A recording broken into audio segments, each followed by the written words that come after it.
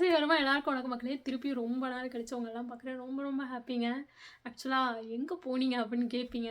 ஒரு 2, 3 மாசமா வந்து என் கம்பெனியோட ஃபர்ஸ்ட்டு ப்ராஜெக்ட்டு. ஸோ, அதுக்காக வந்து பயங்கரமா ஓவர் ஒர்க்லாம் பண்ணி, சனி, ஞாயிற பத்தியெல்லாம் வந்து யோசிக்கவே முடியலங்க. கன்னா பின்னான்னு போயிட்டுருந்துச்சு. அதனால வீடியோஸ்லாம் வந்து மண்டைக்கே வரல. அந்த அளவுக்கு பயங்கர ஸ்ட்ரெஸ்ஃபுல்லா இருந்துச்சு. இப்ப தான் வந்து ஒரு வழியா அதெல்லாம் வந்து ரிலீஸ் பண்ணிட்டு, ஒரு 3 நாள் என்ன விட்டுருங்க அப்படின்னு சொல்லிட்டு என் ஏரியாவிலேருந்து ஜேஜோ ஐலாண்ட் அப்படின்னு சொல்லிட்டு கொரியாவில் இருக்க ஒரு பெரிய ஐலாண்டு. அந்த ஏரியாவுக்கு தான் வந்து நான் இப்போ ட்ரிப்புக்கு வந்திருக்கேன். பார்த்தீங்கன்னா சவுல் சுமோன் ஏரியாவிலேருந்து 1 ஹவர் ஃப்ளைட்டு. ஸோ இது வந்து பயங்கர ஒரு ஃபேமஸான டூரிஸ்ட் ஸ்பாட்டு. ஆனால் வந்து இங்கே எக்ஸ்பென்சிவாக இருக்கும் அப்படின்ற மாதிரி வந்து சில கெட்ட பேரும் இருக்குது.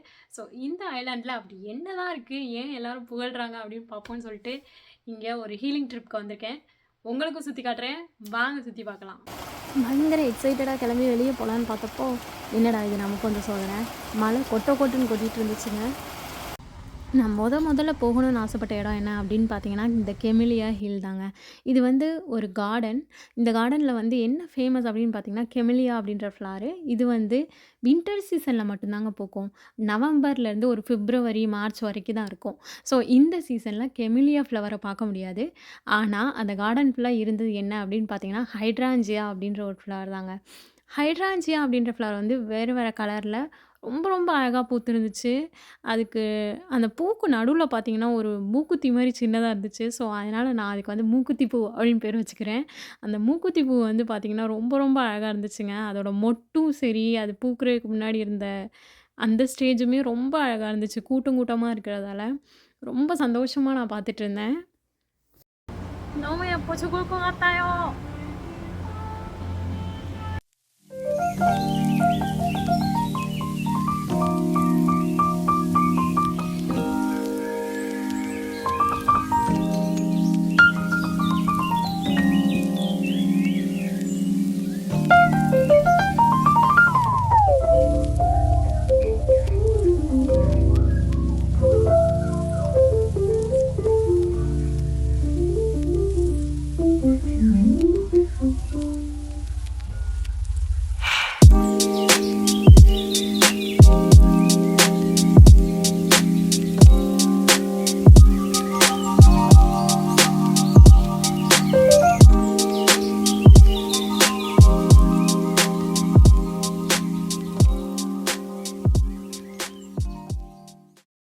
அடுத்ததா நான் போன லொக்கேஷன் என்ன அப்படின்னு பார்த்தீங்கன்னா, யொங்மோரி ஹேயான் அப்படின்றது தாங்க. யொங்மோரினா டிராகன் தலைன்னு அர்த்தம். ஸோ இந்த கடல் பக்கத்தில இருக்க பாறை வந்து டிராகன் தலை மாரியே இருக்குன்றது தான் இதோட ஸ்பெஷாலிட்டி. அங்கே எக்ஸிபிஷன் மாரி நீங்கள் கீழே இறங்கி நடந்து போகலாம். பட் அன்ஃபார்ச்சுனேட்லி அன்றைக்கி கிளைமேட்டோட ரெஸ்ட்ரிக்ஷன்னால் எங்களை வந்து தடை பண்ணிட்டாங்க. ஸோ வந்தவங்க எல்லோரும் இந்த கிளாஸை மட்டும் பார்த்துட்டு வெளியே கிளம்பி போயிட்டோம். அடுத்ததாக நான் போன லொக்கேஷன் என்ன அப்படின்னு பார்த்தீங்கன்னா, சொஞ்சியோன் ஃபால்ஸ் அப்படின்ற லொக்கேஷன் தாங்க. இது வந்து இந்த அருவி இருக்கிற இடத்துல வந்து பார்த்திங்கன்னா, மலை இருக்குது. அந்த மலை பக்கத்தில் ஃபுல் புகை மூட்டங்க. சுத்தமாக வந்து கண்ணு தெரியாத அளவுக்கு புகை மூட்டமாக இருந்துச்சு. அருவி இருக்கிற தூரத்துலேருந்து கொஞ்சம் தூரம் வரைக்கும் ஆறுன்றதால பக்கத்தில் யாருமே முடியல. ஸோ அந்த அங்கங்கே இருக்கிற பக்கத்தில் இருக்க கல்லில் நின்று ஃபோட்டோ எடுத்துகிட்டு இருந்தாங்க. நான் தூரத்துலேயே நின்றுட்டேங்க. தெரியாத ஊருக்கு வந்து நமக்கு எதுக்கு வம்பு அப்படின்னு தூரத்துலேயே நின்று பார்த்துட்டு ஓடி வந்துட்டேன். போகிற வழியெல்லாம் பார்த்தீங்கன்னா ஒரு காக்காவை காணுங்க. ஆக்சுவலாக ஒரு இடத்துல பார்த்துட்ருக்காங்கன்னா அந்த இடத்துல மட்டும்தான் மனுஷங்க இருக்காங்க. அதனால் பார்த்து தான் போயிட்டுருக்கேன். கடல் அலையை பார்த்தீங்கன்னா பார்த்தாலே பயமாக இருக்குது. பயங்கர ராட்சச அலைகளாக கீழே இருக்குது. ஆனால் ரொம்ப தூரத்தில் கீழே இருக்குது. அதுக்கே நமக்கு பார்த்துறதுன்னா பாருங்களேன். ஒரு வழியாக 1, 2 முகங்களை பார்த்துட்டேங்க. ஃபாரினர்ஸ் 2, 3 கொரியன் தாத்தா பாட்டிங்கெல்லாம் வந்து வந்துட்டு இருந்தாங்க. ஸோ அப்பாடா இந்த வழியாக போக வேண்டியதான் அப்படின்னு சொல்லிட்டு அவங்கள பார்த்த உடனே அந்த பக்கமாக போயிட்டுருந்தேன். அடுத்ததான் நான் பார்த்த வியூ வந்து நிஜமாக பிரமிக்க வச்சுச்சுங்க. அந்த கடலோட எனர்ஜி, அதோட சத்தம். கொரியாவில் வந்து பார்த்திங்கன்னா அலை அதிகமாக இருக்க மாட்டேங்குது. ஆனால் கடல் எல்லாமே பயங்கர டீப்பாக இருக்குங்க.